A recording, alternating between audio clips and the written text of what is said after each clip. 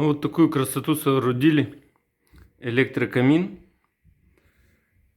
с звуковым эффектом, световым. Сделали для него портал. Из чего портал? Сам каркас деревянные бруски. Потом идет гипсокартон. И потом идет вот такая плитка керамогранит под камень. Сверху получается у нас доска лакированная. Ну и мы еще обожгли ее.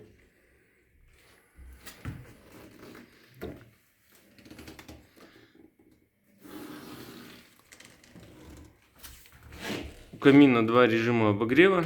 0,7 киловатт и 2 киловатта.